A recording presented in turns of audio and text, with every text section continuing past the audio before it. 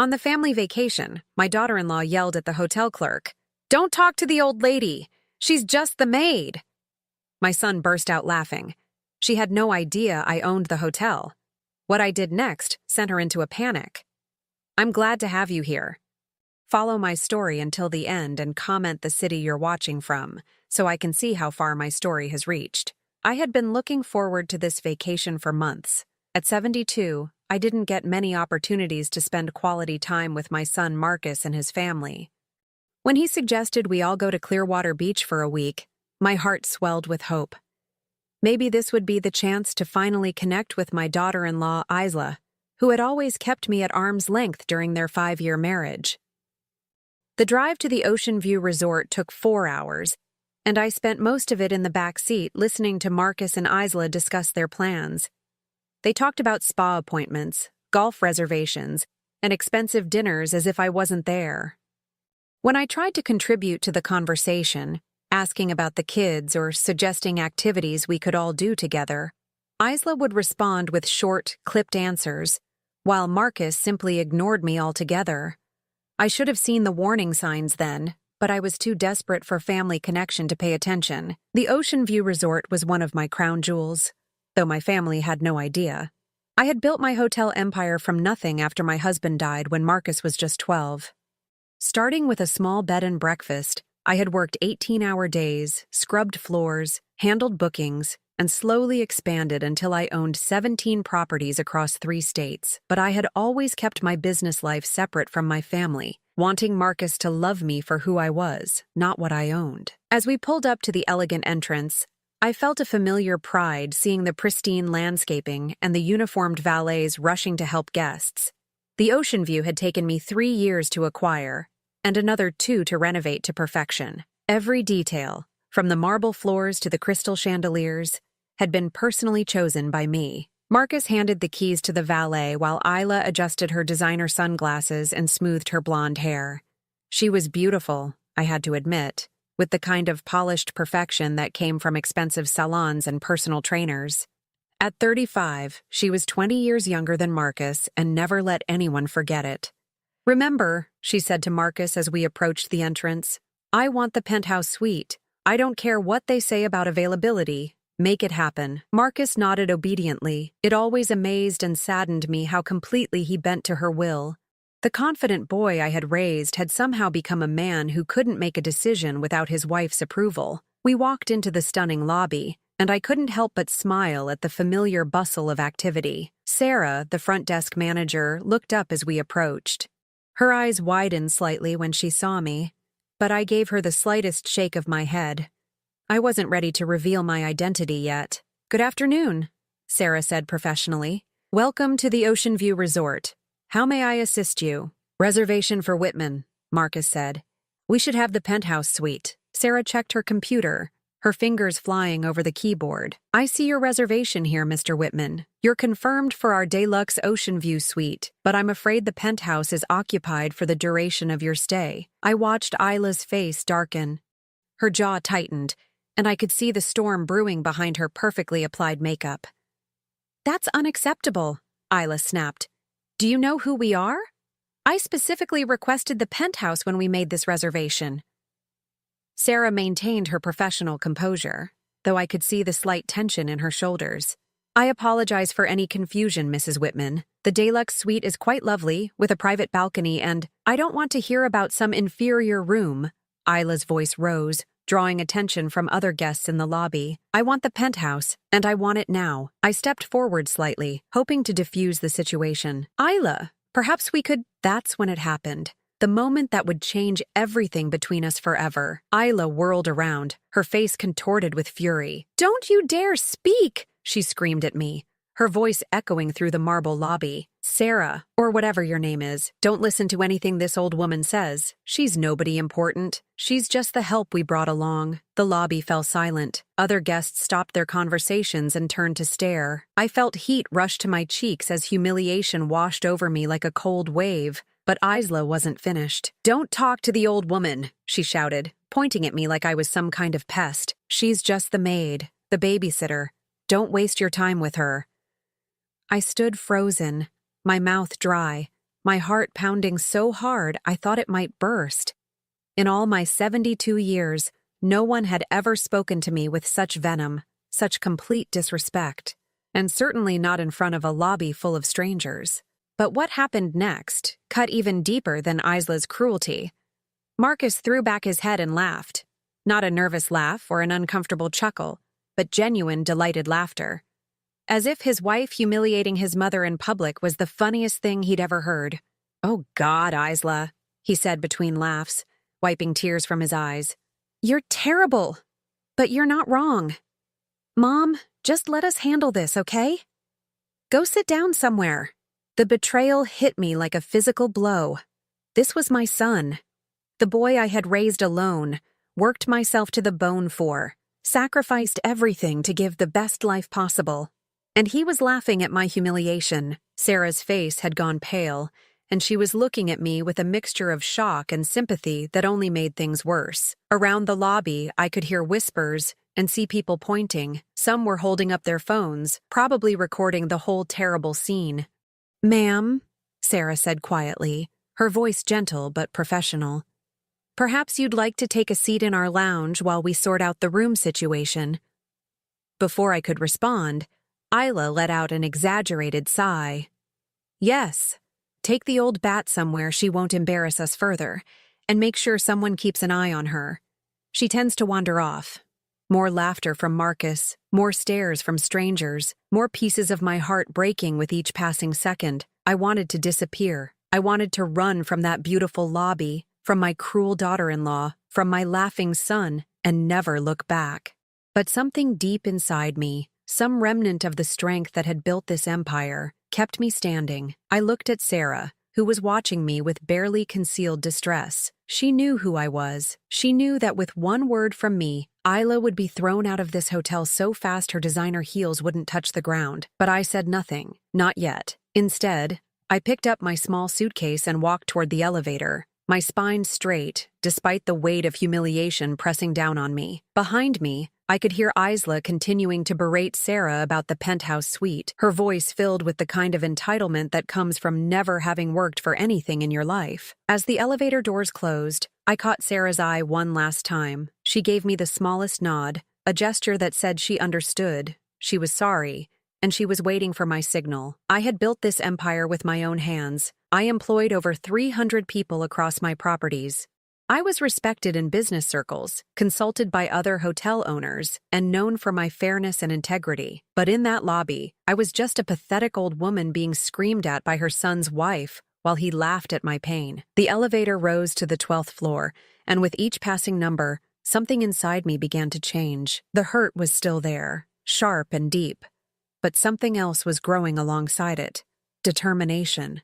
The next morning, I woke up in what should have been paradise but felt more like purgatory. My room overlooked the ocean, with waves gently lapping at the pristine beach below.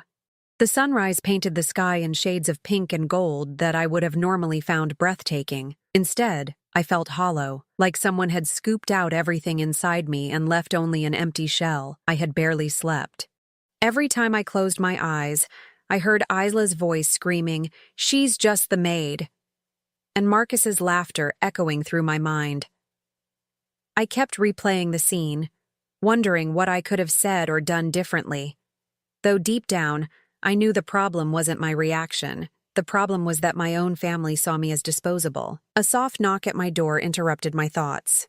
When I opened it, I found Marcus standing in the hallway, looking uncomfortable but not apologetic. "Mom, we're heading down to breakfast. Isla wants you to watch the kids by the pool afterwards so we can go to the spa." Not, "Good morning." Not, "How did you sleep?" Not even an acknowledgement of what had happened in the lobby. Just another order disguised as a request. "Marcus," I said quietly, "about last night." He waved his hand dismissively. "Mom, don't make a big deal out of nothing. Isla was just stressed about the room situation. You know how she gets when things don't go according to plan." Nothing. He called his wife's public humiliation of me nothing. She called me the maid, Marcus. She screamed at me in front of strangers. Marcus shifted uncomfortably, looking everywhere but at my face. "She didn't mean anything by it. That's just Isla being dramatic. Look, can we not do this whole thing? We're supposed to be on vacation." I stared at my son, searching for any trace of the boy I had raised. The boy who used to crawl into my bed during thunderstorms, who brought me dandelions from the yard and called them sunshine flowers, who had once told me I was the strongest person in the world. That boy was gone, replaced by a 47-year-old man who chose his wife's comfort over his mother's dignity. "Fine," I said, the word tasting bitter in my mouth. "I'll watch the children." Marcus's relief was palpable. "Great. We'll probably be gone most of the day. The spa, then lunch, maybe some shopping. You don't mind, right?" Of course I minded. I had hoped this vacation would be about family time, about getting to know my grandchildren better, about feeling like I belonged somewhere. Instead, I was being relegated to the role of unpaid babysitter. But I nodded anyway, because saying no would cause a scene, and I had learned long ago that keeping the peace was more important than standing up for myself. The breakfast restaurant was buzzing with vacationers enjoying their morning meals. Isla had commandeered a table by the window, the best spot in the room, and was already ordering the staff around like she owned the place, which, in a cruel twist of irony, she kind of did, at least as far as she knew. "I want fresh orange juice, not that concentrate garbage," she was telling our server, a young man named David who I recognized from previous visits. "And make sure the eggs are cooked exactly 3 minutes, not a second more or less. I can tell the difference." David nodded patiently, though I could see the strain around his eyes. I had trained my staff to provide exceptional service, but Isla was testing even their considerable patience. My grandchildren, Emma and Jake, aged 8 and 10, were sitting quietly at the table, their faces glued to their tablets. They barely looked up when I approached. "Good morning, sweetheart," I said to Emma, reaching out to smooth her hair. Isla's hand shot out and blocked mine. "Don't touch her. She just had her hair done yesterday, and I don't want it messed up." I pulled my hand back as if I'd been burned. Emma didn't even look up from her screen. "Kids, say good morning to Grandma Norma," Marcus said half-heartedly.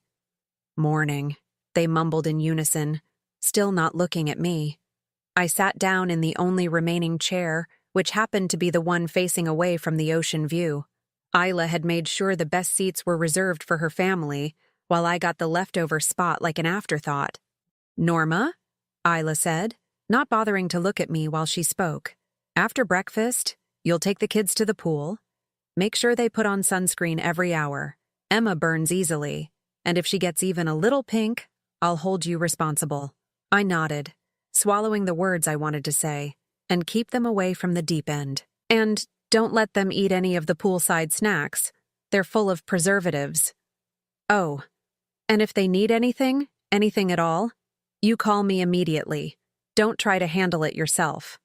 Each instruction felt like another small cut, another reminder that I wasn't trusted to care for my own grandchildren without supervision and criticism. "How long will you be at the spa?" I asked. Isla finally looked at me, her expression cold. "As long as we want. This is our vacation, not yours. You're here to help, remember?" Marcus said nothing. He was reading something on his phone, completely checked out of the conversation. I wondered when he had become this person, this man who let his wife treat his mother like hired help. After breakfast, I found myself by the pool with Emma and Jake, trying to engage them in conversation while they remained absorbed in their devices. The other families around us were laughing, playing games, actually interacting with each other. We looked like strangers who happened to be sitting at the same table. "Grandma?" Emma said suddenly, and my heart leaped with hope that she might actually want to talk to me. "Yes, sweetheart?" "Mom says you used to clean houses for rich people. Is that true?" The question hit me like a slap.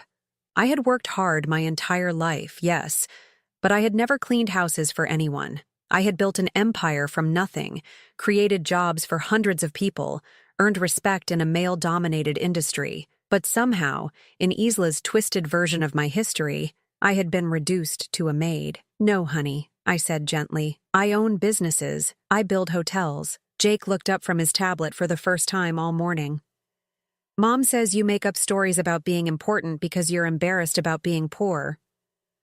The cruelty of it took my breath away. Isla hadn't just humiliated me in public. She had been poisoning my grandchildren against me, filling their young minds with lies designed to make them see me as pathetic and delusional. "Your grandmother is not poor, and she doesn't make up stories," I said, trying to keep my voice steady. Emma shrugged. "That's what Mom says. She says you live in a tiny apartment and pretend to be rich to make yourself feel better." I lived in a penthouse overlooking the bay, worth more than most people's entire net worth, but my grandchildren thought I was a pathetic old woman living in squalor and lying about my accomplishments. For the next 6 hours, I sat by that pool, watching children who barely acknowledged my existence, while their parents enjoyed themselves at my expense. Other guests occasionally struck up conversations with me, and I found myself making polite small talk, while inside I was dying a little more with each passing minute. When Marcus and Isla finally returned, they were glowing from their spa treatments and expensive lunch. Isla's nails were freshly manicured, her hair styled to perfection. She looked like a woman who had spent the day being pampered, which she had, at a spa I owned, with services I ultimately paid for. "How were the kids?" Marcus asked, though he was already looking at his phone again. "Fine," I said, because what else could I say? That they thought I was a liar and a maid? That their mother had systematically destroyed any chance of a real relationship between us? "Good," Isla said, not really listening. "Tomorrow you're watching them again. We have golf in the morning and then lunch with some friends we met at the spa." I watched my son nod along with his wife's plans, never once asking if I minded, never considering that I might have wanted to spend my vacation doing something other than providing free childcare. That night, as I sat alone in my room overlooking the ocean I had worked so hard to own, I realized something that should have been obvious years ago. I wasn't on a family vacation. I was on a work trip, hired to be the help while my son and his wife enjoyed themselves. The only difference was that instead of being paid for my services, I was paying for the privilege of being treated like dirt. But as I sat there in the darkness, watching the waves crash against the shore, something began to shift inside me. The hurt was still there, deeper than ever, but it was being joined by something else: anger. Pure, clean anger at being taken for granted, at being lied about, at being treated like I was nothing when I had built everything. Tomorrow, I decided, things were going to start changing. The third day of our vacation started like the previous two, with me receiving my marching orders from Isla while Marcus nodded along like an obedient puppet. This time, they were planning a day trip to a nearby wine country, and I was expected to stay behind with the children. "Make sure they eat lunch at exactly noon," Isla instructed, applying lipstick with the precision of a surgeon. "And Emma gets cranky if her blood sugar drops, so keep those granola bars I packed handy." I wanted to point out that I had raised a child successfully, that I knew how to feed and care for children, but I had learned that any defense of my capabilities would only result in more detailed instructions and implied criticism. "We'll probably be back around 6, Marcus said, barely looking up from his phone. "Maybe later if the traffic is bad." As they prepared to leave, I overheard Isla on the phone with someone, her voice carrying that particular tone she used when she thought she was being clever. "No, we can't do dinner tonight. I'm stuck babysitting duty again. I know, it's ridiculous, but it's only for a few more days. Trust me, once this is all sorted out, we won't have to deal with this anymore." Something cold settled in my stomach. The way she said, "once this is all sorted out," didn't sound like she was just talking about the end of our vacation. After they left, I took the children to the hotel's kids club, a service I had personally designed to give families more flexibility during their stays. The counselors were wonderful with Emma and Jake, and for the first time since we'd arrived, I saw them actually smile and interact with other children their age. With a few hours to myself, I decided to take a walk around the property. It had been years since I'd been able to just observe my hotel as a guest rather than an owner, and I wanted to see how things were really running. That's when I overheard the conversation that changed everything. I was walking past the pool bar when I heard familiar voices from one of the private cabanas. Marcus and Isla were supposed to be at wine country, but there they were, hidden behind the canvas walls, talking in hushed tones with another couple I didn't recognize. "The thing is," Isla was saying, "she's getting old, and old people don't live forever, if you know what I mean." A woman's voice I didn't recognize laughed. "Isla, you're terrible." "I'm practical," Isla replied. "Marcus is an only child. So everything will come to us eventually. The question is just how long we have to wait. My blood ran cold. I stepped closer to the cabana, staying hidden behind a large palm tree. What about the old woman herself?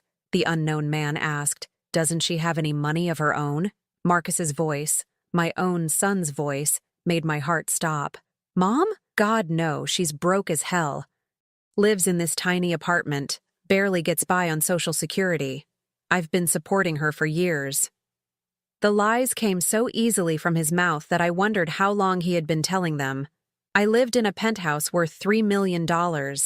My monthly income from investments alone was more than most people made in a year. But somehow, in Marcus's version of reality, I was a burden he generously supported. That's why this whole vacation thing is such a pain, Isla continued. We have to drag her along everywhere because she can't afford to do anything on her own. It's like having a pathetic pet that you can't get rid of. The other woman made sympathetic noises. How awful for you. And she probably expects you to take care of her when she gets really old and sick. Over my dead body, Isla said with a vicious laugh. The minute she starts needing real care, she's going straight to a state facility. I'm not turning my house into a nursing home for some useless old woman. I gripped the palm tree to steady myself. They weren't just talking about waiting for me to die naturally. They were planning to abandon me the moment I became inconvenient. But Marcus's next words were the ones that truly shattered my heart.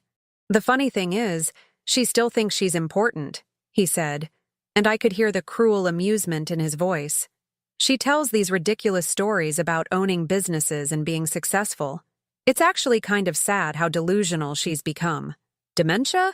The unknown man asked. Maybe, Marcus replied, or just desperate to feel like she matters. Either way, it's embarrassing. Yesterday, she tried to tell the kids she owns hotels. Hotels? Can you imagine? They all laughed, the sound cutting through me like broken glass. Well, Isla said, at least we won't have to deal with her crazy stories much longer. I give her maybe 5 more years, 10 at the outside.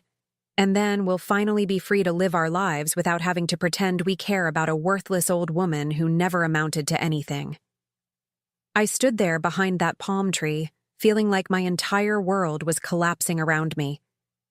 These weren't strangers talking about some unfortunate relative. This was my son and his wife, discussing my death like it was a long-awaited vacation they were planning.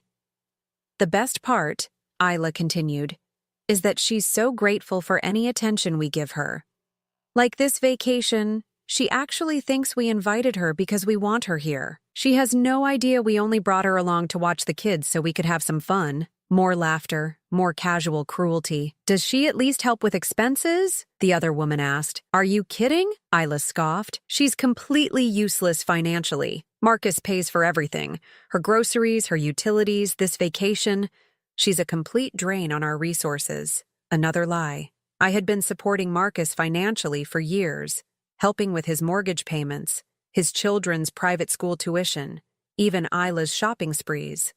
The credit card bills that came to my address were staggering, but I had paid them without complaint because I thought I was helping my family. The only good thing about having her around, Marcus said, is that she makes a decent babysitter. Free childcare, you know, and she's so desperate for our approval that she'll do whatever we ask. It's actually kind of funny, Isla added, watching her try so hard to make us love her. She brings expensive gifts for the kids, always volunteers to help with anything we need. It's pathetic, really, but useful. I had heard enough.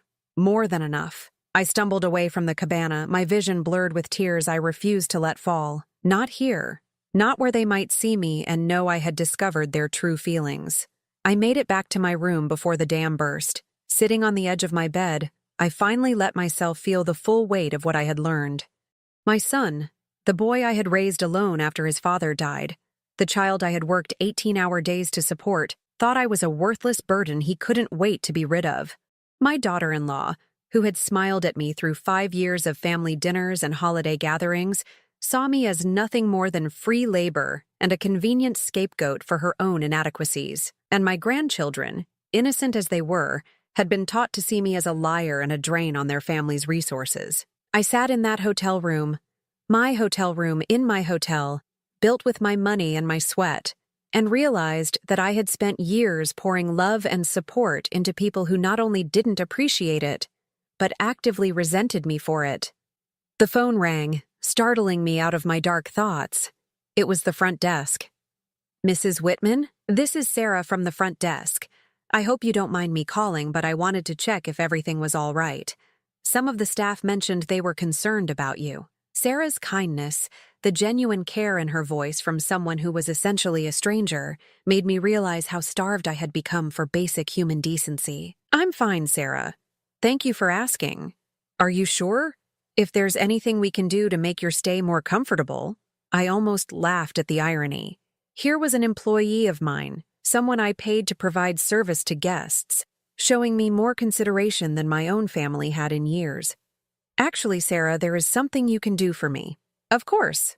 What do you need?" I took a deep breath, feeling something shift inside me like tectonic plates finding a new alignment. "I need you to prepare a detailed record of all the charges to my son's room.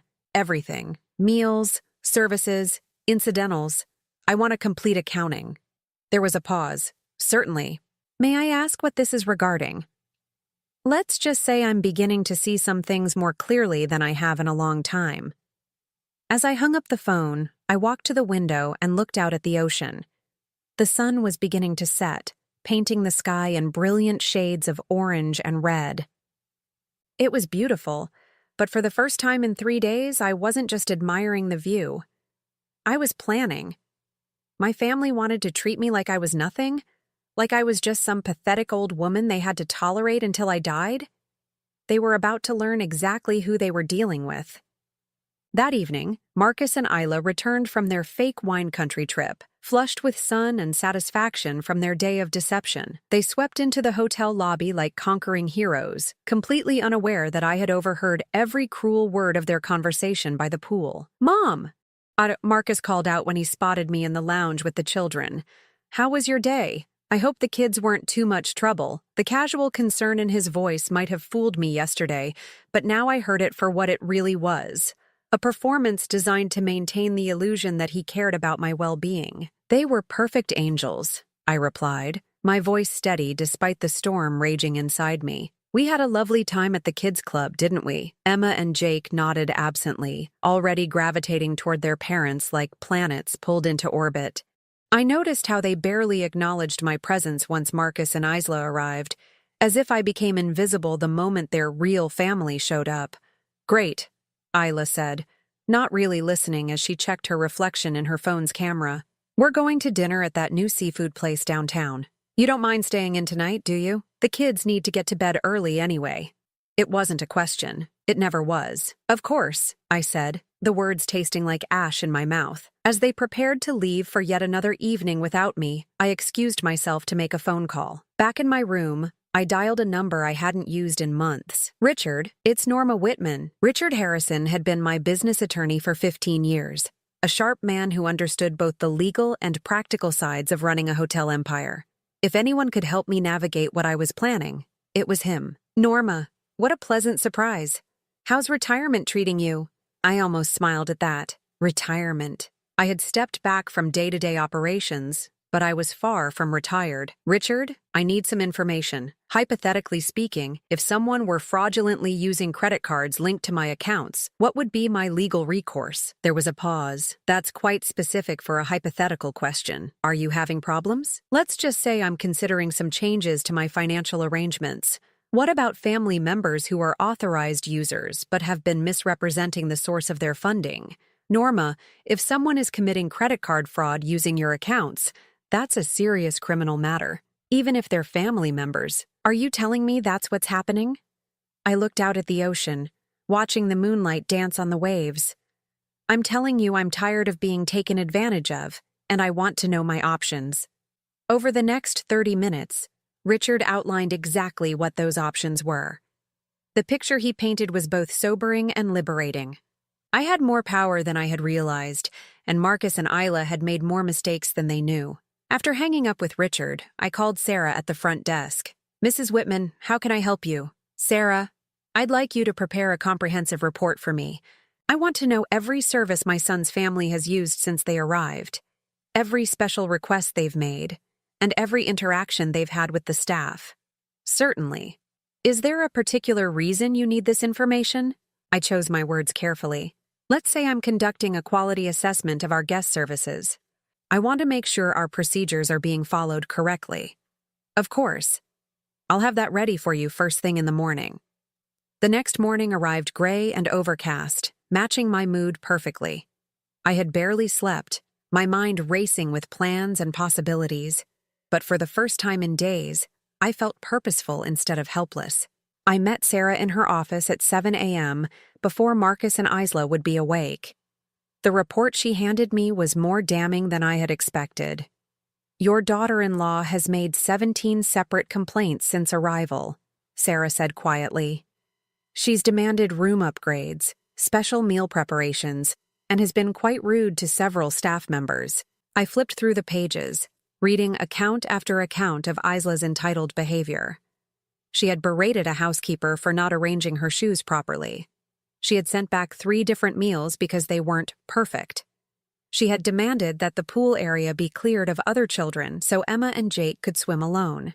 What about my son? I asked. Sarah's expression was carefully neutral. He's been less involved, but he supported his wife in every complaint and demand. Of course he had. Marcus had perfected the art of enabling Isla's worst behavior while maintaining plausible deniability. There's something else, Sarah said, her voice dropping even lower. Yesterday, when they thought no one was listening, Mrs. Isla was quite vocal about her opinions regarding the hotel management. I raised an eyebrow. Oh? She told another guest that the service here was adequate, but that the ownership was probably some old money family who didn't care about quality anymore. She said she could run this place better than whoever was in charge. The irony would have been funny if it weren't so infuriating. Thank you, Sarah. This is very helpful. As I walked back toward the elevator, I ran into David, the young server who had been waiting on us at breakfast. He looked nervous when he saw me. Mrs. Whitman, he said quietly, I hope you don't mind me saying this, but I wanted you to know that the staff has noticed how your family treats you. I stopped walking. What do you mean? David glanced around to make sure we weren't overheard. We all know who you are, ma'am. You've been nothing but kind to us over the years, but watching how they talk to you, how they treat you like you're, well, like you're nobody important, it doesn't sit right with any of us. The loyalty of my employees, people who had no obligation to defend me, touched something deep in my chest. These were people who respected me, who valued my leadership and fairness. The contrast with my own family was stark and painful. Thank you, David. That means more to me than you know. He nodded. If there's anything we can do. Actually, there is. I want you to continue providing excellent service to my son's family, but I also want you to document everything they do and say. Can you do that for me? Absolutely. Over the next 2 days, I became a different kind of observer. Instead of sitting passively while Isla ordered me around and Marcus ignored me, I watched them with the calculating eye of a businesswoman who had built an empire by understanding people's motivations and weaknesses. What I saw was even worse than I had imagined. Isla wasn't just entitled. She was cruel. I watched her reduce a young housekeeper to tears because the towels weren't folded to her exact specifications. I saw her throw a genuine tantrum when the poolside service was too slow, screaming at a server who was clearly doing his best. Marcus wasn't just passive, he was complicit.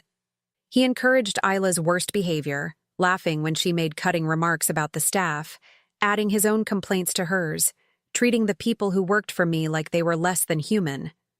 But it was their treatment of Emma and Jake that finally pushed me over the edge. I was watching the children play in the pool when Emma scraped her knee on the rough edge of the diving board.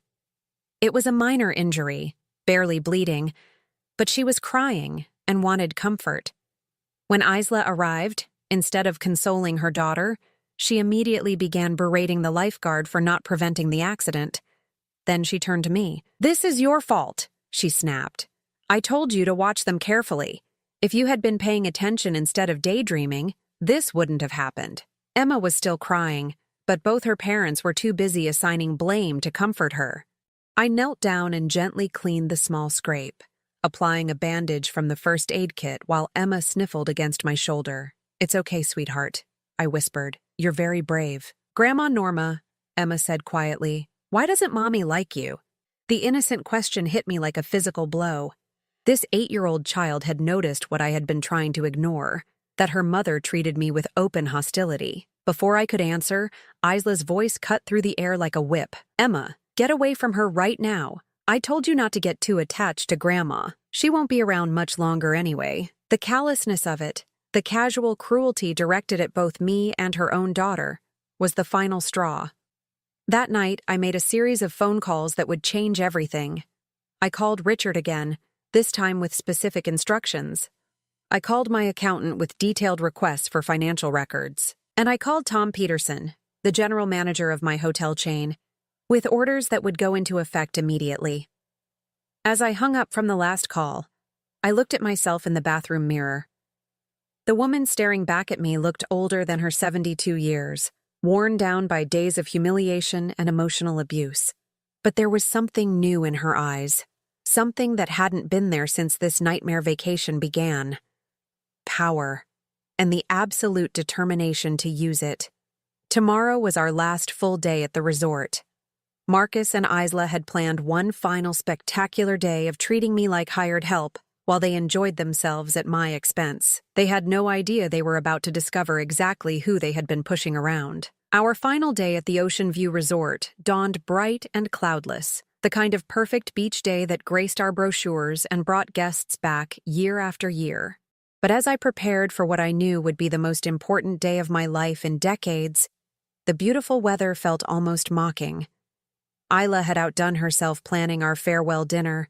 She had booked the hotel's most exclusive private dining room, the one that overlooked the ocean and cost more per night than most people's monthly salary. Of course, she had no idea that every dollar she was spending came from my accounts, filtered through the credit cards I had foolishly allowed Marcus to use. Tonight is going to be perfect, she announced over breakfast, her voice carrying that particular note of self-satisfaction that I had learned to recognize. I've invited some of the lovely people we met this week to join us, the Hendersons, the Martins, and that charming couple from Boston. Marcus nodded approvingly. Sounds great, honey. Mom, you'll be able to keep the kids entertained during dinner, right? They get restless during adult conversations. Even now, even on our last day, I was being relegated to the children's table while strangers enjoyed an expensive meal at my expense.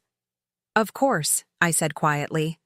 But inside, something was crystallizing into diamond-hard resolve. I spent the morning making final preparations. Richard had worked through the night to ensure everything was legally bulletproof. Tom Peterson had briefed the key staff members who would need to know the truth. And I had practiced in the mirror until I could deliver my words without my voice shaking. At 3 o'clock, I received the call I had been waiting for. Mrs. Whitman, this is Detective Morrison from the County Sheriff's Office. We've reviewed the financial documents your attorney provided. Based on the evidence of unauthorized charges and misrepresentation, we can proceed whenever you're ready. Thank you, Detective. I'll call you when it's time.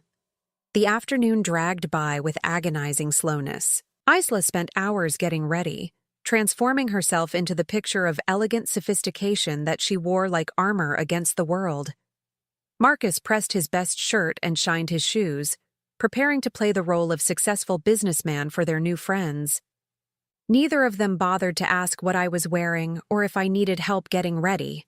In their minds, I was just the help, and the help didn't need to look presentable for their important dinner. At 7 o'clock sharp, we gathered in the Sunset Terrace, the crown jewel of my resort's dining venues.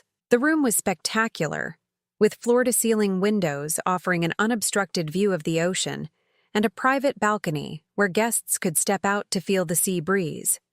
Crystal chandeliers cast warm light over tables set with the finest linens and china.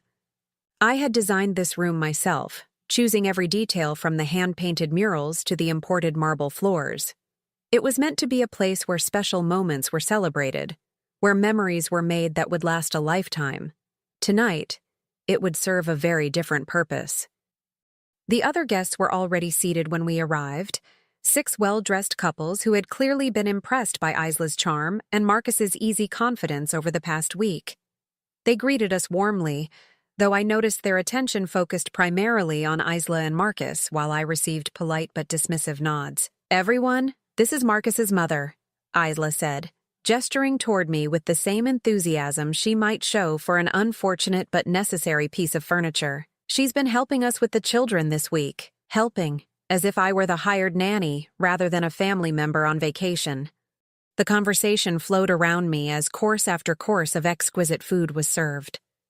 Isla held court like a queen, regaling the table with stories of their travels and future plans. Marcus played the part of devoted husband, laughing at her jokes and adding details that made them both sound more worldly and successful than they actually were. I sat at the far end of the table with Emma and Jake, helping them cut their food and keeping them quiet while the adults enjoyed their evening. Several times, when the children asked perfectly reasonable questions or made innocent comments, Isla would shoot sharp looks in my direction, as if their normal childhood behavior was somehow my fault. "Norma," she said during a brief lull in conversation, her voice carrying just enough volume to ensure everyone heard, "Could you take the children out to the balcony? They're getting a bit restless, and I'd hate for them to disturb everyone's meal." It was the perfect moment. I had been waiting for her to dismiss me publicly, to demonstrate her casual cruelty in front of an audience. Now, with witnesses present and the stage set exactly as I had planned, it was time. I stood up slowly, placing my napkin on the table with deliberate precision.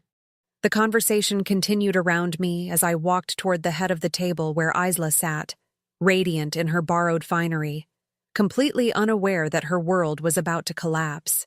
"Actually, Isla," I said, my voice calm but carrying clearly through the room, "I think it's time we had an honest conversation." The table fell silent. Isla looked up at me with irritation rather than concern, clearly annoyed that I had interrupted her performance. "What are you talking about? I asked you to take the children outside." "I know what you asked," I replied, moving to stand directly behind her chair. "Just like I know about your conversation by the pool cabana 3 days ago. The one where you discussed how long you think I have to live and how happy you'll be when I'm dead." Isla's face went white, but she recovered quickly, forcing a laugh that sounded brittle in the suddenly tense air. "I have no idea what you're talking about. You must have misunderstood something." "Did I misunderstand when you called me a worthless old woman? Or when you said you'd put me in a state facility the moment I became inconvenient? Or perhaps I misunderstood when my son laughed about how delusional I am for claiming to own businesses." Marcus was staring at me now, his face a mixture of shock and growing panic. Around the table, the other guests were exchanging uncomfortable glances, clearly wishing they were anywhere else. "Mom," Marcus said, his voice tight with warning, "maybe we should discuss this privately." "Oh, I think we've had enough private discussions," I replied, never taking my eyes off Isla's face. "I think it's time for some public truth." I reached into my purse and pulled out a folder thick with documents. The sound of papers rustling seemed unnaturally loud in the silent room. "Ladies and gentlemen," I said, addressing the entire table, "I'd like to introduce myself properly. My name is Norma Whitman, and I am the owner and founder of Whitman Hospitality Group." Gasps echoed around the table. One of the women covered her mouth with her hand. "This hotel, the Ocean View Resort, is one of 17 properties in my portfolio. The meal you're enjoying tonight, the rooms you've been staying in, the staff who have been serving you, all of it belongs to me." Isla's mouth opened and closed like a fish out of water. Marcus had gone completely still, his face drained of all color. "For the past week," I continued, my voice growing stronger with each word, "I have been systematically humiliated, belittled, and treated like hired help by my own son and his wife. They have told you, told my grandchildren, and told anyone who would listen that I am a poor, delusional old woman who makes up stories about success to feel important." I opened the folder and began pulling out documents. "This is the deed to this hotel. This is my corporate registration. These are financial statements showing my net worth of $47 million. And this," I said, holding up the final document, "is a record of every charge Marcus and Isla have made to the credit cards I provided them." Thinking I was helping family members who cared about me, the silence was deafening. Even the children had stopped fidgeting, sensing the gravity of the moment, though they couldn't understand it. $68,000 in the past 6 months, I announced. Spa treatments, shopping sprees, expensive dinners, luxury vacations, all charged to my accounts while they told people I was broke and they were supporting me out of charity. Isla found her voice first. though it came out as barely more than a whisper. "Norma, please, let me explain." "Explain what?" I cut her off. "Explain how you screamed at my employees, calling me a maid and telling them not to waste time speaking to me? Explain how you've spent years poisoning my grandchildren against me, telling them I'm a liar and a burden. Explain how you've been planning to abandon me in a state facility the moment I become inconvenient." Marcus finally spoke, his voice shaking. "Mom, we can work this out. This is all just a misunderstanding." I turned to look at my son, the boy I had raised alone, the man I had supported and loved unconditionally for 47 years. "No, Marcus, this isn't a misunderstanding. This is exactly what you intended. You wanted a mother who was grateful for scraps of attention, who would provide free money and free babysitting without asking for respect in return. You wanted someone you could use without consequence." I pulled out my phone and pressed a number I had programmed earlier. "Detective Morrison, it's Norma Whitman." "Yes, I'm ready for you now." The effect was immediate and devastating. Isla shot to her feet so quickly she knocked over her wine glass, the red liquid spreading across the white tablecloth like blood. "You called the police?" she shrieked, her composure finally cracking completely. "You called the police on your own family?" "I called the police on people who have been defrauding me," I corrected. "The fact that we're related is irrelevant to the law." Marcus was on his feet now, too, his hands shaking as he reached toward me. "Mom, please, think about what you're doing. Think about the children. They don't deserve to see their parents arrested. You should have thought about the children before you taught them to despise their grandmother," I replied. "You should have thought about them before you decided their inheritance was more important than their relationship with me." The dinner guests were gathering their belongings, clearly eager to escape the family drama unfolding before them. I didn't blame them. This wasn't their fault, and they didn't deserve to be trapped in our private hell. As they filed out, offering awkward apologies and promises to keep in touch that no one believed, Isla made one last desperate attempt to regain control. "You're making a huge mistake," she hissed, her beautiful face twisted with rage and panic. "We're your family. We're all you have. If you do this, you'll be alone forever." I looked at her, this woman who had spent 5 years systematically destroying my relationship with my son and grandchildren, and I felt something I hadn't experienced in decades: complete and utter peace. "Isla," I said quietly, "I've been alone for years. The only difference is that now I'm choosing it." The sound of footsteps in the hallway announced the arrival of Detective Morrison and his partner. As they entered the elegant dining room, their presence seemed to shrink Isla and Marcus, reducing them from the confident, entitled people they had been all week to frightened, cornered animals. "Mrs. Whitman?" Detective Morrison approached me with professional courtesy. "Are these the individuals you wish to press charges against?" I looked at my son one last time, hoping against hope to see some trace of remorse, some sign that the boy I had raised was still somewhere inside the man who had laughed at my humiliation. But Marcus was looking at me with pure hatred now, his mask finally slipping completely. "You vindictive old bitch," he snarled. "You're destroying this family over money." And in that moment, I knew I was making the right choice. The legal proceedings that followed moved with surprising swiftness. Richard had prepared our case so thoroughly that Marcus and Isla's attorney, paid for, ironically, with my money, advised them to accept a plea agreement rather than face trial. The charges of credit card fraud and financial elder abuse carried serious penalties, but the real punishment was the public exposure of their deception. Within a week of their arrest, the local newspapers had picked up the story. "Hotel heiress discovers family's financial fraud." "During vacation," read the headline in the business section. The article detailed how a successful businesswoman had been systematically abused and defrauded by her own son and daughter-in-law, painting a picture that was both devastating and completely accurate. I didn't grant interviews or seek publicity. I didn't need to. The facts spoke for themselves. Marcus and Isla were banned from all Whitman hospitality properties. Their credit cards were canceled, their access to my accounts revoked, and the monthly payments I had been making toward their mortgage immediately stopped. Within 30 days, They were forced to sell their house and move into a cramped apartment across town. But the financial consequences were nothing compared to the social ones. The story spread through their social circles like wildfire. The country club membership I had been paying for was canceled. The private school where Emma and Jake attended, tuition courtesy of Grandma Norma, required immediate payment of overdue fees or disenrollment. Friends who had enjoyed expensive dinners and lavish parties funded by my money suddenly became very busy when Marcus or Isla called. I watched it all unfold from the peaceful distance of my penthouse, feeling nothing but relief. 3 months after that terrible dinner, I received a letter. The return address was Marcus's new apartment, and the handwriting was Isla's, though it was shaky and desperate compared to her usual perfect penmanship. "Dear Norma," it began, "I hope you will find it in your heart to forgive us for our mistakes. We have learned our lesson and want to make things right. The children miss their grandmother terribly, and Marcus realizes now how wrong he was to let me come between you.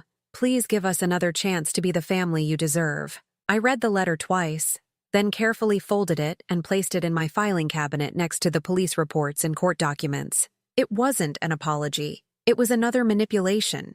Another attempt to access my resources now that theirs had dried up. The real Marcus, the one who had called me a vindictive old bitch when faced with consequences for his actions, had shown me exactly who he was. Isla's letter was just confirmation that neither of them had learned anything except that their actions had financial consequences. I never responded. Instead, I began building the life I should have been living all along. I sold 2 of my smaller properties and used the money to establish the Whitman Foundation, a nonprofit organization dedicated to preventing elder abuse and supporting seniors who had been abandoned by their families. The foundation's headquarters occupied the top floor of my newest hotel in downtown Tampa, and I threw myself into the work with an energy I hadn't felt in years. The foundation became my real family. Dr. Patricia Chen, a gerontologist who became our medical director, was the daughter I had never had. James Sullivan, our legal advocate, reminded me of what Marcus could have been if he had chosen integrity over entitlement. Maria Rodriguez, who ran our support groups, had survived her own family's financial abuse and understood the particular pain of being betrayed by those you loved most. Together, we helped dozens of seniors reclaim their lives and their dignity.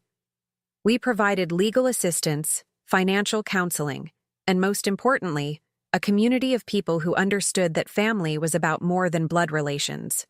My grandchildren remained a source of sadness, but even that pain began to heal with time. Emma and Jake were young enough that Marcus and Isla's poison might not be permanent. I established trust funds for their college educations, to be administered by the foundation when they turned 18. If they chose to contact me then, knowing the truth about what had happened, I would welcome them with open arms. If not, they would still have the security I had always wanted to provide them. A year after the confrontation at the Ocean View Resort, I received an unexpected visitor. Sarah, my former front desk manager, had been promoted to general manager of the property, and she called to ask if she could stop by my penthouse. "Mrs. Whitman," she said as we sat on my balcony overlooking the bay, "I wanted you to know that the staff at Ocean View has never forgotten what happened that week.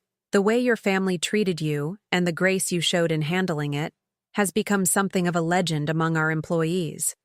I smiled, thinking of David and the other staff members who had shown me such loyalty and kindness. They're good people. They deserved better than watching that circus. "There's something else," Sarah continued. "We've had several inquiries from people who heard about the foundation.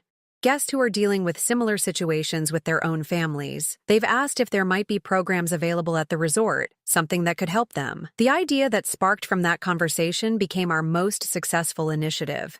Reclaim Your Life retreats were week-long programs held at the Ocean View Resort, combining luxury accommodations with therapy sessions, legal consultations, and peer support groups. Seniors who had been financially or emotionally abused by family members could come to heal in the same beautiful setting where I had finally found the strength to fight back. The irony was perfect. The dining room where Marcus and Isla had planned to humiliate me one final time became a place where other survivors shared their stories and found their voices. The pool where I had overheard their cruel plans became a place of healing and renewal. But perhaps the most satisfying development came 2 years after the confrontation, when I was reviewing applications for our scholarship program. One name caught my attention immediately: Jake Whitman.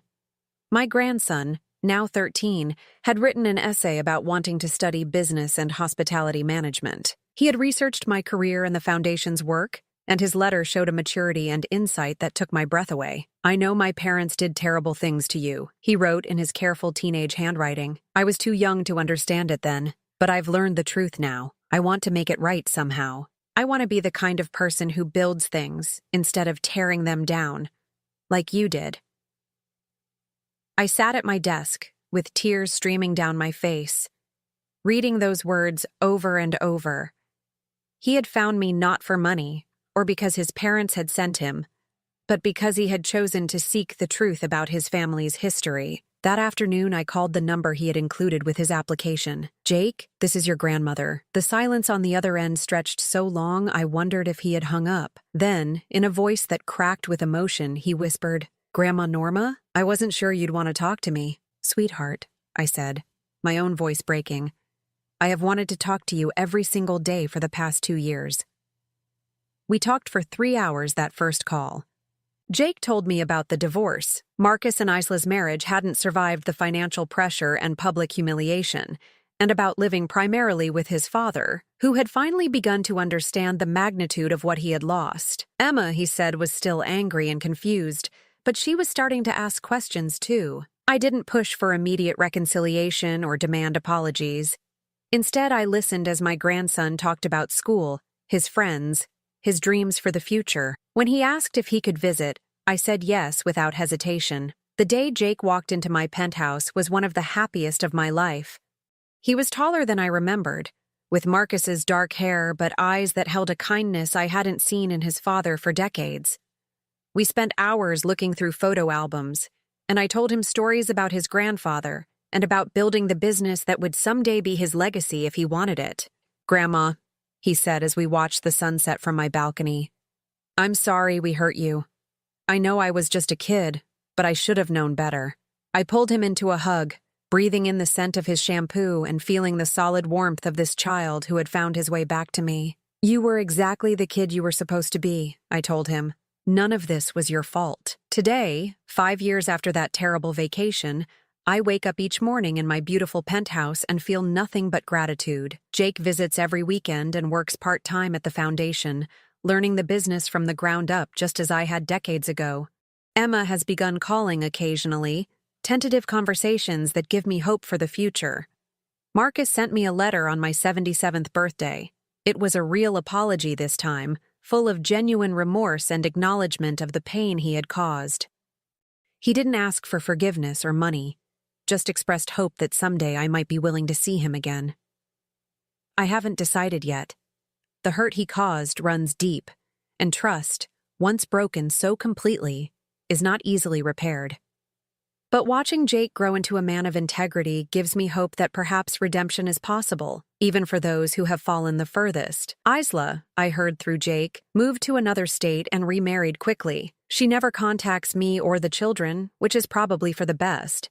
Some people are simply toxic, and the healthiest response is to remove them from your life completely. The Ocean View Resort thrives under Sarah's management, and the foundation has helped over 2,000 seniors reclaim their lives and dignity. I still walk through the lobby sometimes, remembering that terrible week when I felt so small and powerless. But now, when I stand in that marble-floored space, I don't see the place where I was humiliated. I see the place where I finally learned to fight back, where I discovered that I didn't have to accept cruelty just because it came from family. The most important lesson I learned is this: you teach people how to treat you. For years, I had taught Marcus and Isla that they could use me without consequences, that my love was unconditional even when their respect was non-existent. When I finally set boundaries, when I finally demanded the respect I deserved, everything changed. Not immediately, and not without pain, but eventually. I am 77 years old, and I have never been happier. I am surrounded by people who value me for who I am, not what I can provide them. I go to sleep each night knowing that I am loved and respected, and I wake up each morning excited about the work ahead of me. It took me too many years to learn that being alone is not the same as being lonely, and that sometimes the family you choose is stronger than the family you're born into. Marcus and Isla thought they were teaching me a lesson when they humiliated me in that hotel lobby. They were right about one thing. I did learn something that week. I learned that I am worth fighting for, even if I have to be the one doing the fighting. And that knowledge has made all the difference. Now I'm curious about you who listened to my story. What would you do if you were in my place? Have you ever been through something similar? Comment below. And meanwhile, I'm leaving on the final screen 2 other stories that are channel favorites, and they will definitely surprise you. Thank you for watching until here.